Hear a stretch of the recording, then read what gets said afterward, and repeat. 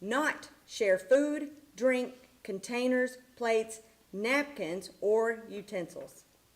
4, attendees should A, remain healthy at home to the greatest extent and socialize via internet, telephone, and or other means that allow people to socially distance. B, limit the gathering size to the smallest number of people practicable. That word I'm never going to be able to say. C, hold the gathering outside whenever possible. D, sanitize bathrooms and other high-touch surfaces frequently, ideally before and after each use whenever possible. E, discourage people from sharing items including tools, sporting equipment, vehicles, cooking, grilling, all the grilling utensils, and other high-touch objects. F, avoid touching your eyes, nose, or mouth. And, last but not least, G, post signs whenever practicable to discourage handshakes, high fives, and other direct person-to-person contact to reduce social pressure to engage these common behaviors. All right, I think we did all that. That was a lot. We did all that tonight. We each had our temperature checked. We all wore our mask in, and we're all sitting 6 feet apart. So, are there any questions about any of this? I know the governor gave some new rules tonight. So, any questions? All right, then I need a motion to adopt this resolution. So moved. Is there a second? I'll second. All right, the motion's been made by Mr. Rutherford, the second by Mrs. Cobb. All those in favor, please say aye. Aye. Are there any nays? All right, motion carries. Thank you for bearing with me. That was long. I know, take a drink of water. All right, next we move on to something a little more fun. So, number 4 on our agenda is the recognition, and the board will recognize 3 30-year employees. So, it's pretty exciting. Dr. Gillum. Absolutely. Each year, Madison County Schools is fortunate to be able to honor employees who've been with the district for 30 years. These individuals have been loyal and dedicated in their service to the students of Madison County. We're very grateful tonight to honor, actually we're going to honor 5, 3 of them are here tonight. So we have 5 30-year individuals with faithful service to Madison County Schools. So the 3 that we have, first of all, let me do the 2 who aren't here tonight. Mark Smith at Madison Central and Mary Watts at Kirksville Elementary. And now for the 3 that are here, first Valerie Wynn from Daniel Boone Elementary. All right.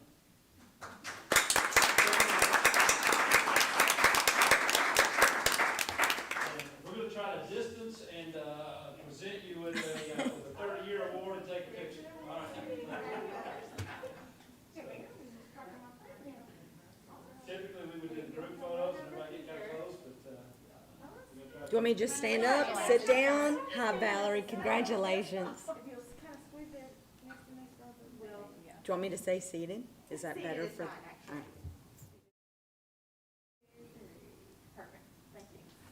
Congratulations, Valerie. And next we have Angela Sowers from Silver Creek Elementary.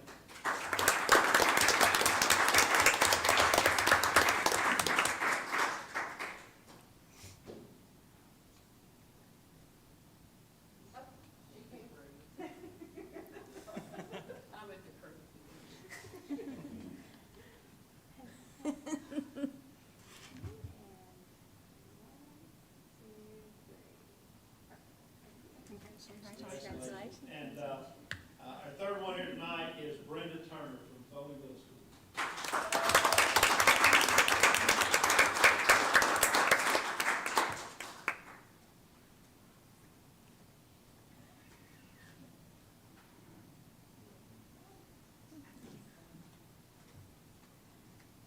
Congratulations, Brenda.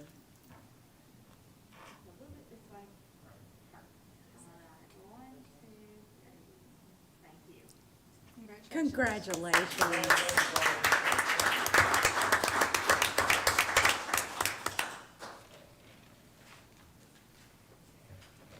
All right, next, Jeannie, do we have any audience comments regarding our agenda items? None tonight. All right, so we will move on to number 6.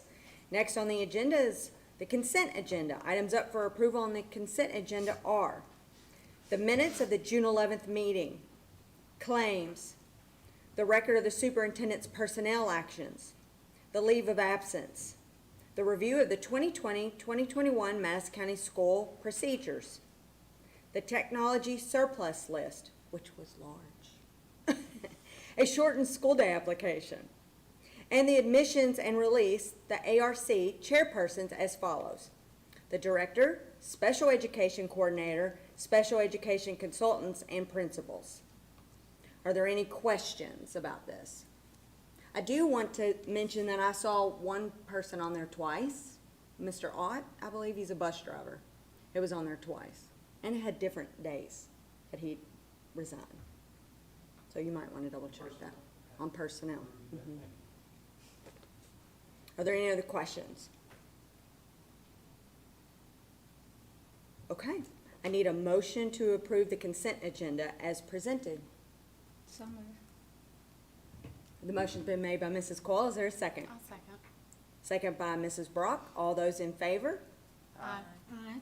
All those opposed? Okay, motion carries. Number 7, the action agenda. So 7A, to create and ratify student support specialist positions. So Dr. Gillum, I believe you're all of number 7 for the most part, so we'll just leave him up there to explain all this. Yes, so we'll go through this. Actually, 7A, B, C, and D are all very similar and part of a big piece. So let me just kind of explain that big piece, and we'll go item by item there on the motions and approvals, if you so desire. So what we're looking at is we look at a reopening plan. A couple of things that we know is in order to safely do that, there's some steps that we're going to have to take, some precautions we're going to need to take. And as well, in order to deliver instruction, we're going to need some more additional hands on deck. And so we're looking at essentially two categories of positions. The first is a student support specialist position. This is a position that's been on the books for years in our district. And we have a few people across the district employed in it. It's typically considered a rank 4 teacher or a full-time substitute teacher, some of the names that we use for that. It's paid off of our rank 4 salary schedule. It does require a 4-year degree for that. And so what I'm proposing tonight, as we've looked through this and looked at our potential needs, we're proposing 36 of these positions. Now, we will not hire them until we have our individual school plans finalized and we are sure that we're going to need them and they're going to be required. But I do not anticipate under a circumstance that we would need more than that. So I'm asking for approval for the board to create those 36 positions, and then we will, as we need to with our plan, be able to fill those in order to reduce class sizes and handle some of the virtual instruction that we have that we've talked about to meet the needs of our community. So that is going to be A, all right? Just to go ahead and talk about B and C, in addition to that, we'd like to create 36 positions that are essentially classified A positions. We are going to call them something different, okay? And here's why we're going to call them something different. In order to call them something different, we have to have an approved job description. So that's one of the items there that we're going to be looking at, and also an approved salary schedule. And the reason that we want to call them something different is these are the folks that are going to be right there hands-on regardless of the instructional piece. And so if we were to have to shut down again, if we were not able to continue any type of in-person piece, this category of individuals would be furloughed. So we would not be out the cost of those individuals. And so in order to do that, we need to create a separate job classification, because if we don't and we furlough, then it could jeopardize some of our other people that have been with the district for some time. So in order to make sure that all of that stays clear and delineate those different positions of what is essentially emergency and just for this period of time, then we would we need to do those 3 pieces. Funding for this, we received $2.9 million in CARES funding, and we've been holding on to that. We don't want to spend that unless it's necessary, but these are the types of expenditures those are for. And as well, in just a moment, you'll also see Chromebook purchase. That's again two biggest things when they allocated that CARES funding to us was for additional personnel that we're going to need in order to get school back up and running, and technology to make that happen as well. And so these spending items will be directly in line with the intention of those federal dollars. And those are one-time federal dollars, and so these expenditures would be one-time pieces. None of this creates a continuation or a continual obligation on the part of the district to continue that beyond this year. And as I said, we have a furlough option on all of this if it's not needed. So that's a big overview. So the first one there is to create student support specialist positions. So if there's any question, I can answer any questions on that. You all can take the action you're ready. All right, do we have any questions on 7A? I just want to, I've talked extensively, but this is primarily to help with that option to support our teachers so that our teachers aren't trying to teach in the classroom and also teach online at the same time. That's correct. That's what this, that's the entire intent of this, is to help offset that. Now, will some of our teachers be online? Sure they will, Sure. but we know that it's not realistic to ask a teacher to teach a group here and a group out in virtual world at the same time. And there may be some cross-teaching there and some different pieces, but we know that simultaneous piece is not there.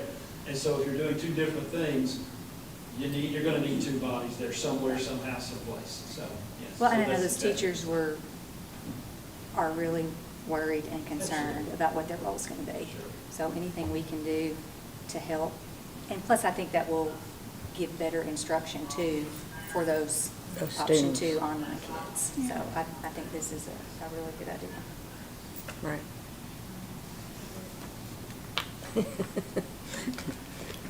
It's a delay of your voice over there. Is it really? I think it's on YouTube or I got to something. hear it twice. Yeah. I can hear what I say, right? Right, exactly. Maybe All I right. sound smarter than saying. Well, I know Dr. Gillum has taken lots of time, lots of energy, not just you, but your entire staff. But I'm going to compliment everyone, but definitely you, because he has reached out to all of us. We've had phone calls, we've had emails, there's been lots to go over this and how important it is, so. All right, are there any other questions? Okay, so 7A, I need a motion to create, ratify 36 student support specialist positions. So moved. The motion's been made by Mr. Rutherford. Is there a second? I'll second. Second by Mrs. Brock. All those in favor? Aye. Any opposed? Okay, the motion carries. Moving on to 7B. Anything else you want to add to that? This just simply creates that job description for that classified worker, as I was describing. Very similar to an aide, but we need to call it something different in the event of a federal situation. Any questions? These are kind of our temperature check people. They will be doing temperature checks. Whatever Yeah. extra hands we need. Logistically, we have to, one of the ways we deal with large numbers of kids is by putting them in a group and having a couple people get eyes on them. We're not going to be able to do that with, we're going to have to separate, and so that's going to require more adults to be able to do that. So that's exactly what it is. These people will be able to do a little bit of everything, We'll right? be able to do a little Even a bit of bus everything. monitor if we need it. put a bus piece in there as part of their job description. We took some stuff off that bus monitor, so if we need them on a bus, we can put them on a bus. If we need them, And they don't have to have a teaching degree, correct? no, Okay. this is a classified position. Right. Any other questions? All right, if not, I need a motion to approve the job description for emergency monitor aides. So moved. Motion's been made by Mrs. Cobb, I'll second. second by Mrs. Coyle. Going to my right this time. All right, all those in favor, please say aye. Aye. All those opposed? All right, motion carries. Now to 7C, to approve pay scale for the emergency monitor aide positions as presented. Just to say everything, we have to create a pay scale. Are there any questions? I'm having to lean back because I can't see you now that you're so far away from me. But I'll just reiterate what Dr. Gillum said earlier, that we are using CARES funding to pay for these. We're not dipping into to funds that we don't have. All right, anything else? All right, I need a motion to approve the pay scale for the emergency monitor aide positions as presented. So moved. Second. Motion's been made by Mrs. Coyle, second by Mr. Rutherford. All those in favor? Aye. Any opposed? All right, motion carries. Moving on to 7D, create, ratify 36 emergency monitor aide positions. This would actually create those positions. We created the job description, we created the pay scale. Now we say we're going to have these positions available for hire. And again, we're only going to hire those as needed, depending on the individual school plans and as we design those. All right, I need a motion to create, ratify 36 emergency monitor aide positions. So moved. Motion's been made by Mr. Rutherford. Is there a second? I'll second. Going with Mrs. Brock, It's all I'll go to good. my left this time. That's all right. All those in favor, say aye, please. Aye. Aye. Any opposed? All right, motion carries. All right, moving on to 7E, to the back of the room, I guess, or are we staying with you with the school calendar? Well, I would be glad to address, when Mr. Neely is back there. Typically, he takes all. He school does calendar take the pieces, school but- calendar usually. Go ahead. Okay, I will approach him from here. So we're requesting an amendment to the school calendar. Our original school calendar said we would, first day for teachers would be August 10th, first day for students August 12th. And what we're proposing, there are a couple other little changes in here, but the big change is moving that student start date from August the 12th back 2 weeks to August the 26th. And so that gives us, and then moving the teacher start date from August the 10th to August the 12th. That gives us 2 full weeks of training and preparation, planning time for our teachers to get ready for our students to come in the fall. And as well, gives us a little bit longer time between now and then to bring people onto our campuses. And as well, the 26th, by moving it to that week, that allows, our first day for students, that allows us to take advantage of that alternate calendar option that the legislature has available to us, which then allows most all of our other breaks throughout to remain the same. Okay, so we don't have to cancel or alter any of our breaks throughout by pushing it back to that week. So we do lose a couple of teacher training days during the school year. So we're basically taking those out from a couple of dates and moving them up into that 2-week period. So we're kind of front loading some of our PD training. And we won't have a couple of days that were going to be teacher work days and students stay home during the day. And one of those was in February, one of those was in March, maybe another one in October, seems like. So we pulled those off, front loaded them to PD, and that's what we have. So that's the calendar that's in front of you tonight. I think there was 4 dates, right? Yeah. Lori's got the Was there a dates. fourth day? September, four. there's one September, October, February, March. They were like either a Monday or Friday that we get off, and we just moved them. So we know that you've met with the principals numerous times, spoken to many, and have, they are all on board with front-loading all of this for them. Absolutely, yeah. It is critical that we have some time with our teachers beforehand, and time for schools to plan, because, you know, regardless of what, you know, we're making a plan to get back to school and bring students on campus, but that instruction is going to be different. Teachers are going to have to plan differently, because some of the strategies that they've always used in instruction, when we get into a distancing situation, you simply can't do that. You know, the teachers have all kinds of engagement strategies where they pull to get kids together in groups, and that's going to have to be rethought and restructured. Think of something like PE. You know, and in a PE class, you know how many times the students in a normal PE class interact with each other or share balls or other equipment.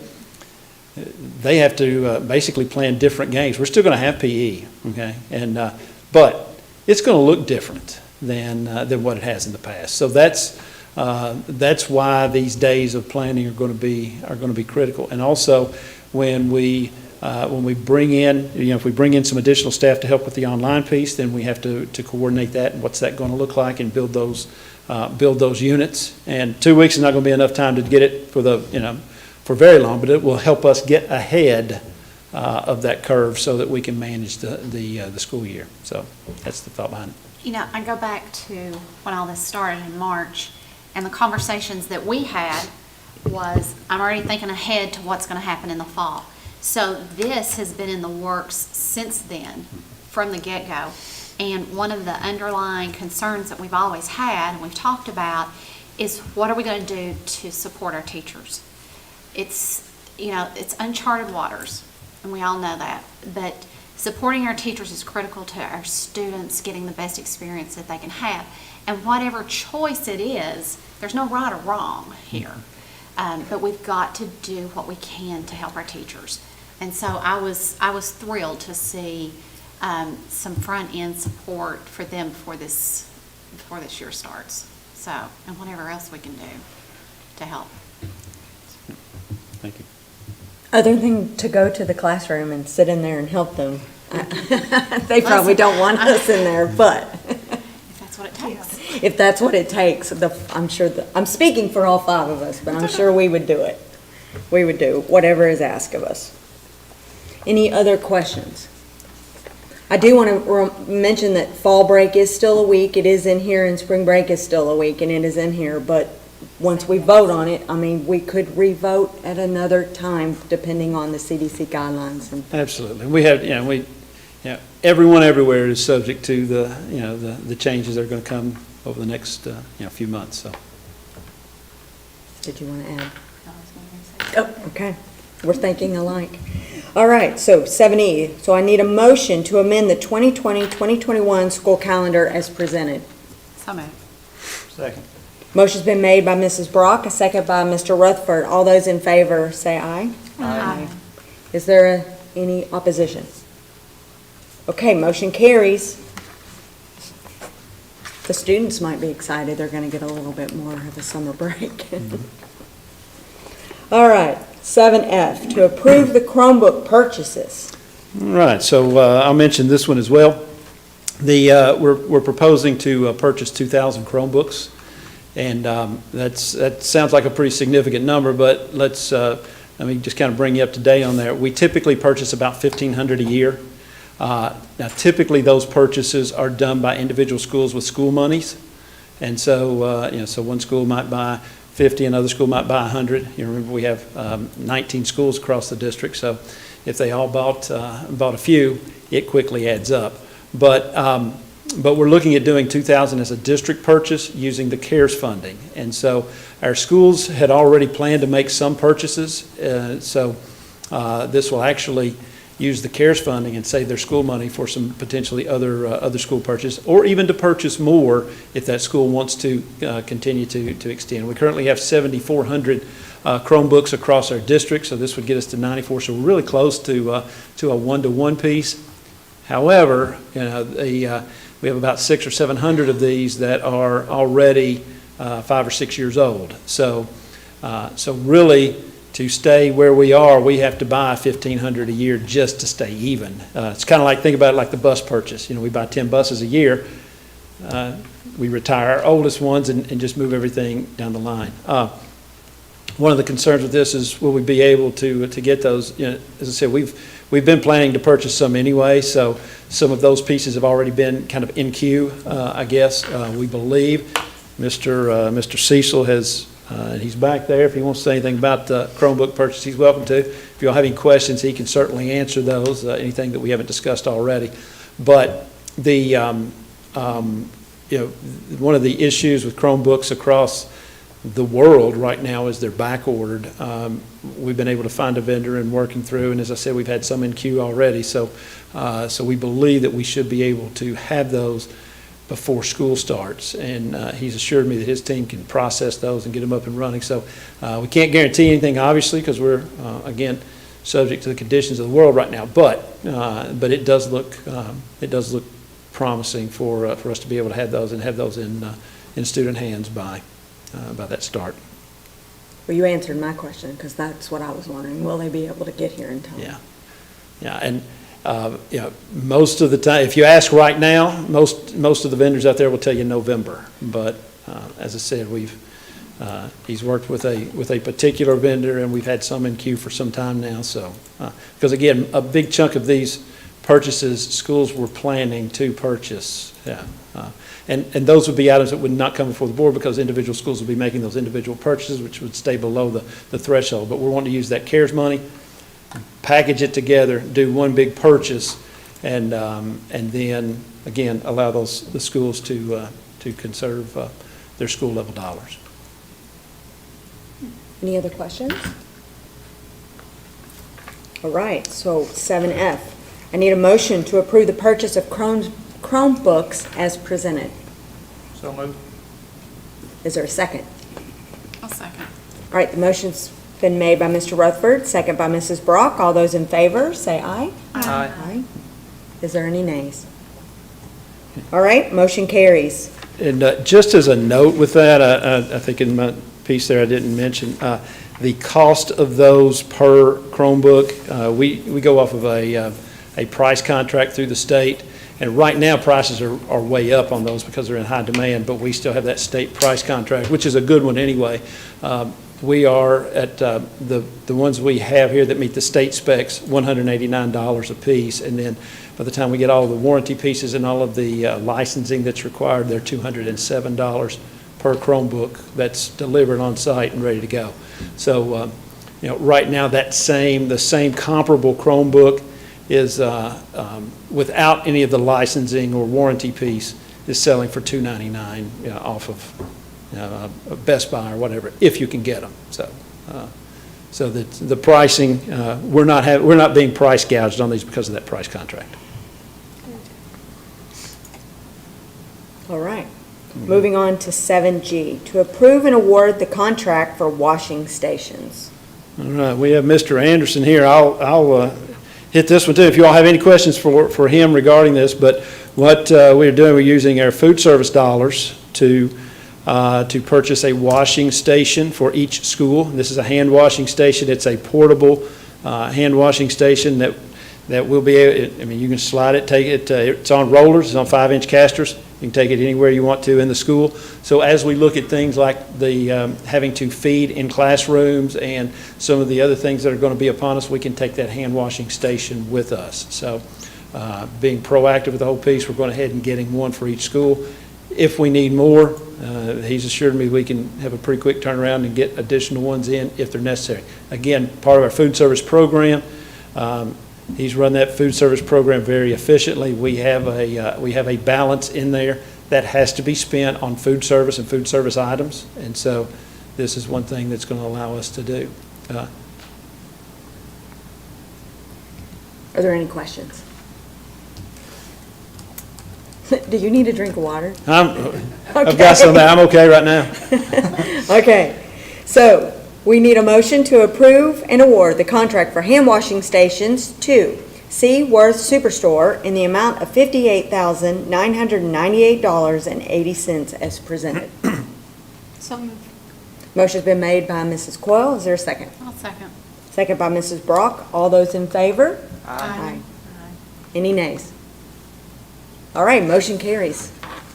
Thank you. And another note after the fact on that one. You were obviously making that approval, and I didn't mention it, but off of that, we did a bid, an open bid, and we did an RFP, and we had some different companies bid on those products, and Seaworth is the company that came in with that lowest bid there. Right. So. We saw that on the.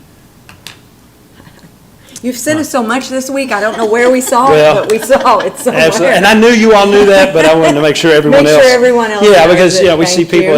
and I don't want them to think we're just running out here and doing business with a store without getting bids and so Well, forth. we appreciate that, and thank you, Absolutely. Mr. Anderson, for getting those bids. Well done. All right, 7H, to approve the memorandum of understanding with Model and EKU. Okay. So we know for years we've had a relationship with Model and EKU, and that relationship changed a little bit this past legislative session when legislation was adopted, and it actually segregated and separated the two of us. But there are still a couple of things because of because of our geographic responsibility for a couple of items. For example, special ed child find is a big one, and that's regardless of any private school or any other individual school, we have a responsibility to do that. So this memorandum of agreement essentially does three things. With it, we agree to provide the servicing for the buses for, I think Model owns 2 buses that they use in their programs.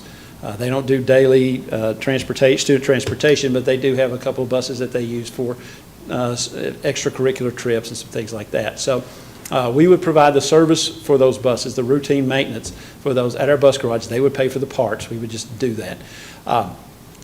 And as well, we acknowledge that we are responsible for child find, which again is our responsibility for every, because of it's a geographic area, okay? So we just acknowledge that that's in there. On the other hand, Model agrees to limit the cap size of their students so they don't encroach on our student population. We've had our attorney take a look at that. The attorney render his opinion there. It's essentially just a very minor agreement. Doesn't really bind us too much of anything other than that. And as well, if you have any questions regarding the bus piece, we have an agreement. Part of the reason that we still have that, we have that in there, is because we have an agreement with CSEP to provide buses, and so because of that relationship with CSEP, the Chemical Stockpile Emergency Preparedness Program, we have to, because of that relationship, we service those buses that are available there anyway. So it just makes it a real simple piece to service their buses. And again, they're paying for the parts. I was going to say, they are Yeah, paying they pay for parts, all the yes. repairs, Yes. just not the service. Yeah.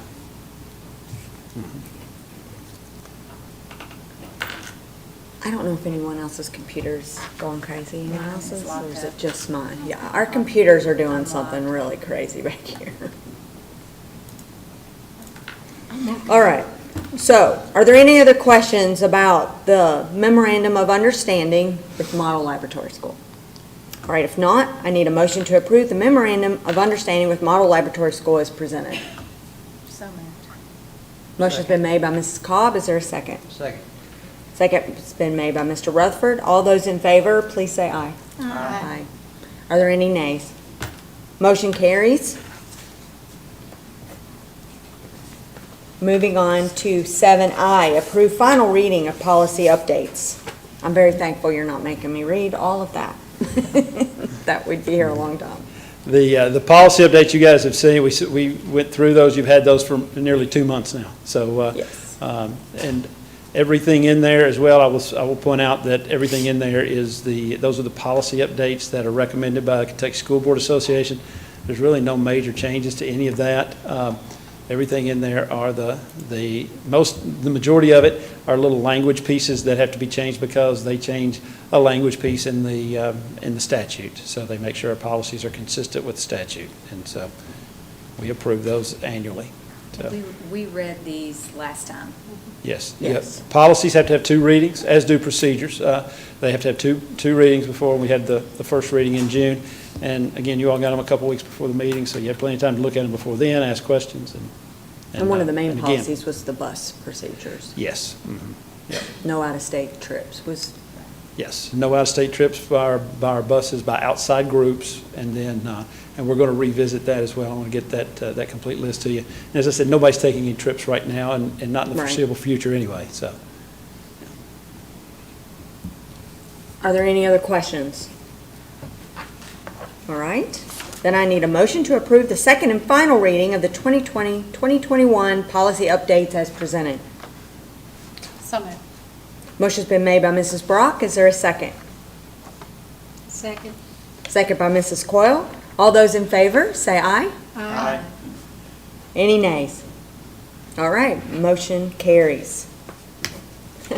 Dr. Gillum gets to sit down finally. Hey, I thought I was just going to let him keep on rolling with the instruction report. You guys already kind of hit on it a little bit. One area of concern that I think everybody's kind of had.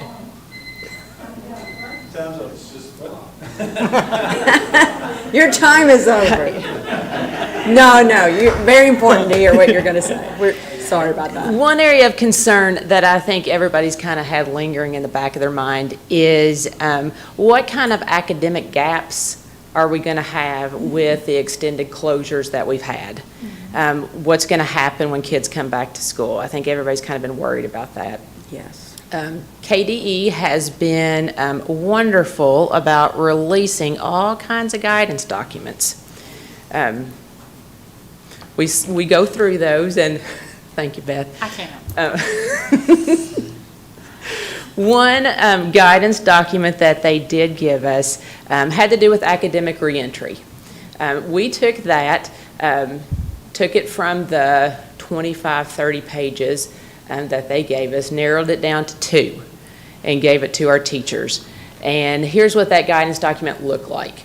When we gave it to our teachers and principals. We asked them to take it and look at the standards that they taught before our extended closure, what they taught only during extended closure, and maybe those things that they just weren't able to get to.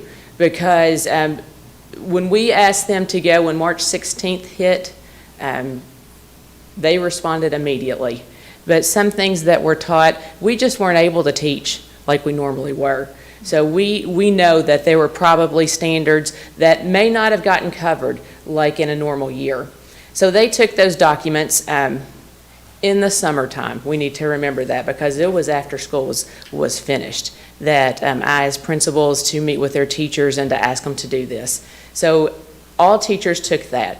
Maybe they worked in teams, maybe they worked individually. So they completed that for the subjects that they covered. And so that was step 1. Step 2 is going to be passing that on to that next grade level so that they can have that and take that and work through their sequence of what they're going to be teaching this next school year and have that knowledge of, hey, this was covered before, these things were covered during the closure, and these things we just didn't get to. So that way, when they're looking at the students who are coming in, they know what was happening. And then we're going to work with teachers and help them make a plan to cover those and look at the standards that they need to cover and kind of see where they best fit. We were able to have a small group of teachers here on Monday. That's exciting. We usually all summer have teachers here. It's been kind of lonely around here. But we were able to have a small group of teachers here practicing social distancing and start working through that map to start working on their curriculum so that they kind of start seeing where those standards fit in. Teachers are great. They're excited to have students back, and they're excited to start working through that.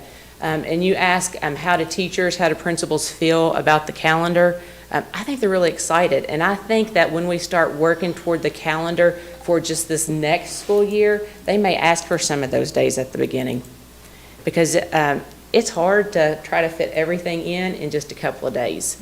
So I think they may look at this and say, hey, this is a great idea. We need more of those planning days before school rather than after school and during school. So I think this may be something that they really like. Thank you.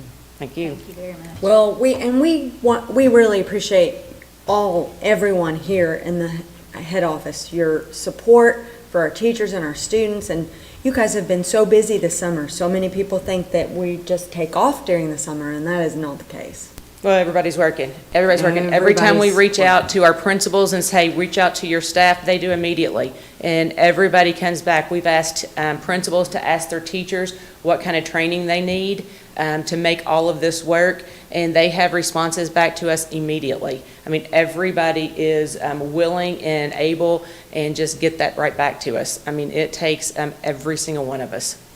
The teacher friends that I have, how flexible our staff has been has just truly blown me away. I mean, we all know things change. Heavens, from KDE on a dime, recommendations, and they're just so positive, and we're going to do whatever we need to do for our kids. And I've heard it over and over and over, and I'm just always blown away by it. Yeah, me too. It's amazing. Thank you, guys. Thank you. Thank you. Next up is the construction report. Mr. Tony Thomas, hello. Our computers are frozen, so hopefully you've got something that you can, I don't know if you're showing. No us. pictures tonight. Okay, all right. I was How gonna say, about we that? won't be able to pull them up. Serendipitous. But good evening. It's good to be here. Good to be anywhere, in person. Update on the technology centers. Of course, the Richmond project, as you may know, is out to bid right now, and we're seeing a lot of activity with general contractors. So it looks like we're going to have several general contractors bidding the project. It seems to be more of an owner's market right now, which is a good thing. So I feel comfortable that the $18 million budget should be in a good place for us, especially with all the people sharpening their pencil. I think there's 12 mechanical contractors who are holding plans. So there are contractors right now that are a bit hungry.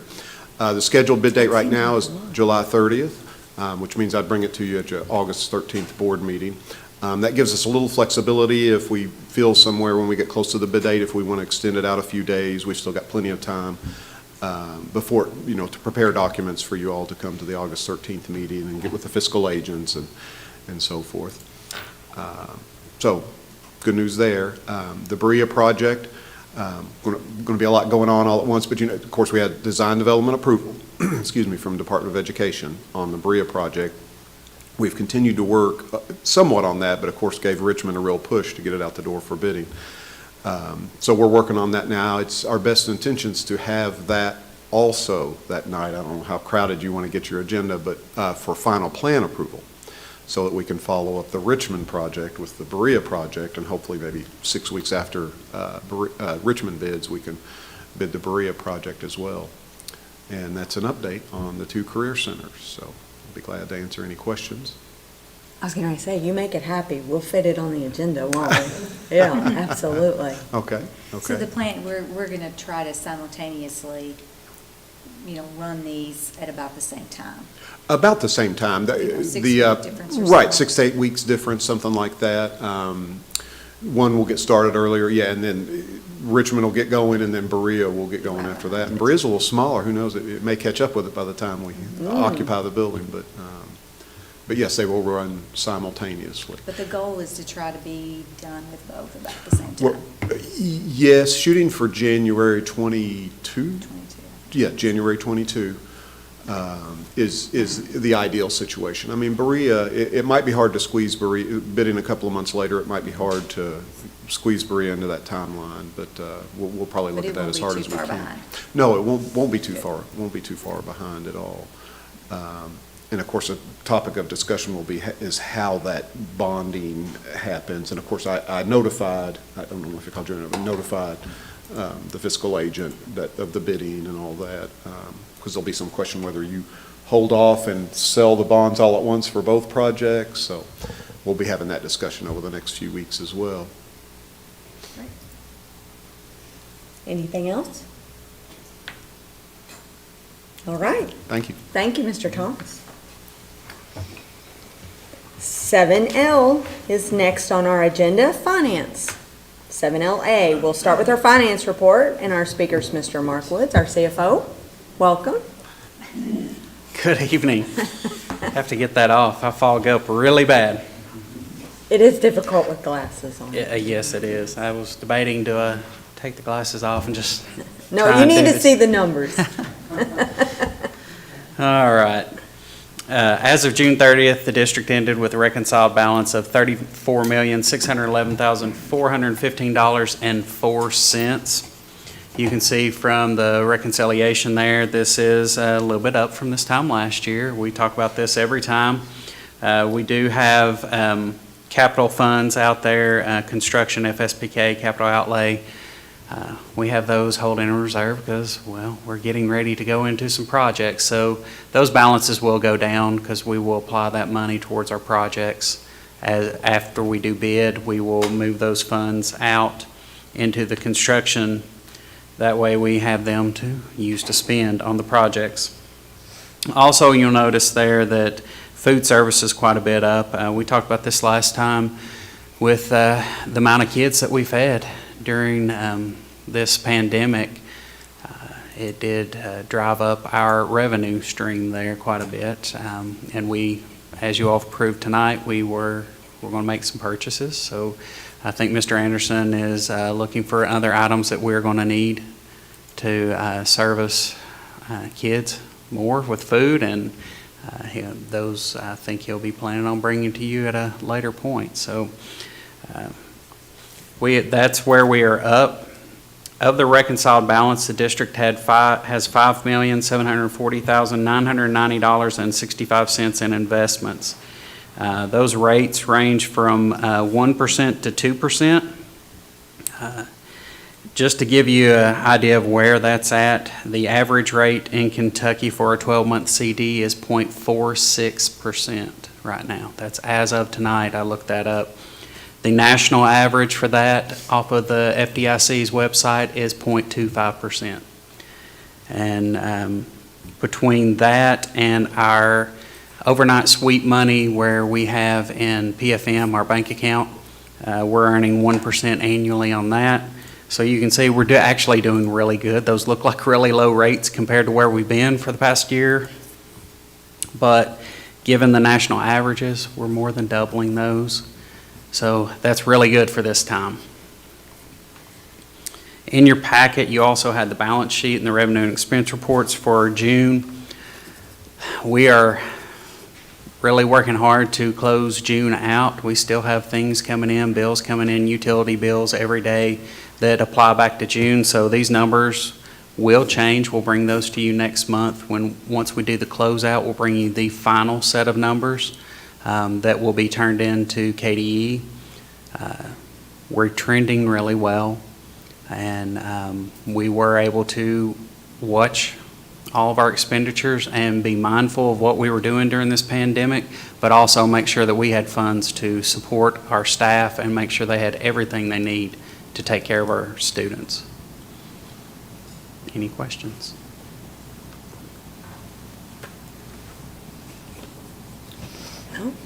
No questions? All right, then I need a motion to approve the monthly financial report as presented. Or reports, plural, I should say. So moved. Motion's been made by Mrs. Cobb. Is there a second? I'll second. Second by Mrs. Brock. All those in favor? Aye. Any opposed? All right, motion carries. Thank you. Mr. Woods. Now we're going back to Dr. Gillum with our superintendent's report. All right. And first, let me real quickly hit, I think in the personnel actions, there was one that was duplicated there, and that actually wasn't an error. That was an individual who retroactively changed the retirement date in order to do that. So anytime I sign a document regarding personnel, it goes in there, and if we amend that, it goes in there a second time. There you go. Thank you for checking on that. And it's more beneficial for them to retire on the 30th. I saw the dates were different. Yeah, so they just moved that date from I think July the 8th back to the June the 30th, because that's more beneficial for their retirement benefits. So we work with them on that, and the retirement board allows us to do that. So, all right. Well, the focus for our district right now, obviously, is reopening for the 2020-2021 school year. So, we released a framework of our plan on Monday, and we asked families to complete a questionnaire. And in that questionnaire, we wanted them to select an instructional strategy or instructional delivery method that would be best for their family. And our response so far to that request has been tremendous. The majority of our families have already responded, indicating the option that's best for them. And the word that I really want to emphasize here is options. Our survey data from our initial survey back on June, I think we released that on June the 2nd, told us that we needed some options for parents. And furthermore, our work with our Return to School Advisory Panel that we've put together that includes parents and teachers confirmed to us that a one-size-fits-all approach in our return would not work for our families in our community. So we tried to do everything we could to pull together a framework of a plan that has several options. And we certainly appreciate the responses and the cooperation that we've received from our parents, and we appreciate the questions as well. Obviously people had questions. Some of those questions are a little spirited at times, but Usually, that was due to them receiving misinformation from somebody outside the school district, okay? And when we were able to clarify that and communicate the true answers, most oftentimes, folks were able to clearly understand, and it was good. Once we released that framework, again, we did have some questions, but the majority of those questions really centered around about 5 or 6 big things. We were able to answer those on our social media platforms and our district website. And so a lot of those questions have been resolved. Now, there are certainly lingering questions. We know there are a lot of other details that folks want to know. But I want to remind everybody that this is a framework. And when you look at our plan, what has to happen is it has to be released in phases. We have to do our first piece, then we go back and we plan from that, and then we get a second piece. And that second big piece is going to be finding out exactly how many folks we have requesting each option. And then we look at our resources at our school, and then we develop a plan from that. And then we start to work into those very specific details that, that obviously everyone wants to know now. We just simply don't know that yet because that piece is still being developed. So, but, our people, again, they're working on that right now. They're going to continue to work over the next few weeks. And, as we've said many times, we are navigating uncharted waters. That's where we are, okay? And so, again, that has to be worked out in stages. And many of the questions that remain are things, like I said, that will be worked out at the school level, okay? Yeah. You have to realize we have 19 schools in our district. There are nuances at each school based off of the student enrollment, based on the design of the building, based on the design of the campus. And we have some buildings that are 1 story. We have some that are 3 stories or 4 stories. We have some that have parent pickup in the back, some that have parent pickup in the front. We have some that have cafeterias in the very center of the school. Some are on the left, some are on the right, some are in a separate building. So all of those little pieces and what that looks like still have to be worked out, and it will be individual plans there within those schools with as much consistency district-wide as we can do. And as well, I mentioned the enrollments, how many students might take advantage of which option at which schools, and also our staff certifications and what and our allocation pieces at each school. So those pieces are coming, and what we do know, for sure, is the same thing that we've always known, and that is our employees in Madison County Schools are awesome, okay? And they love our kids. And because of that, because of that, I am confident of the plans that they're going to develop and that we're going to continue to develop as a district as we put together, what is safe for our kids, but also safe for our adults in those buildings because they mean so much to us as well. So, so that's my superintendent report, and that's what we'll be doing. Thank you. All right, thank you, Dr. Gillum. Are there comments from the board tonight? Who wants to go first? We keep saying this is uncharted waters, and that's true. I had multiple calls last week. I bet you don't wish you were on the board now. Well, actually, I'm really happy to be on the board now because the people that are navigating these waters, I think, are the best in the state. And I've seen them work all summer long to get us to this point. Overwhelmingly, we heard that one option wasn't going to work for families, and they are just knocking it out of the park, trying to figure out how they can best serve our kids. I know it's hard, it's frustrating, you're worried about the kids. I would just hope that we can still continue to show some patience, a whole lot of grace with our staff, with our teachers, with our kids, with our families. We're kind of all in this together. Thank you, Andy. But, and I hope that as a board in these uncharted waters, we can really act more as lifeboats in supporting everybody, all the parties involved instead of anchors. So we just want, as a board member, I want to support, I want to do whatever we need to do, and I think our board is all on board I'm all about the analogy. But we want to make it work. It's what we're here for. It's what we want to do. So, and we got a really great captain of our ship. So We he's doing a do. good job. We do. Well, I'll just reiterate what Ms. Brock said, but I would just like to ask as a parent, I'll speak to you as a parent. I know there are a lot of details that everybody's asking about individual options. And like Dr. Gillum said just a minute ago, at this point today, we just don't have all of those individual details. But once our families make their choices, I know that those that are choosing the option 2 and 3 can expect, probably starting next week, phone calls from the schools to have that conversation with you, to make sure you understand what that option entails, ask any questions that you need to ask, and you can determine if you've made the right choice. And if you need to change that choice, you'll be able to do so. So you'll be able to get maybe some of those individual questions answered at that point. And then once we have who's doing what, Dr. Gillum and the rest of them will be able to, our staff is going to be able to work out those minute details that we're all asking. But until we have that piece done, we can't tell you exactly what those classrooms are going to look like, how many are going to be in there, and who's going to be doing what.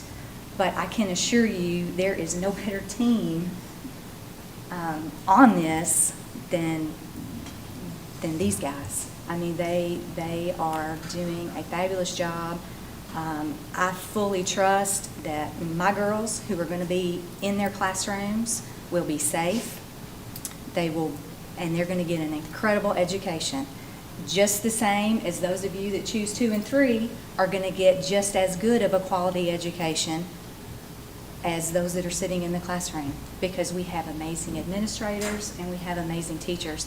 And right now, we're just kind of asking for a little bit of patience from everybody, and like Beth said, a little bit of grace, because we're working through this too, and this stuff is so fluid. It changes every day, and even, who's to say that these plans we're sitting here making today won't be different a week from now. So if we could just all trust is the greatest word I can ask from people, and I just have complete trust in these guys, and know they're going to do a great job, and just hang in there with us, and it's all going to be all right. That was awful windy. She's a great little spokesperson. I apologize. Anyway, very good. Mrs. Quan? It's just ditto, ditto, ditto. There you go. Exactly.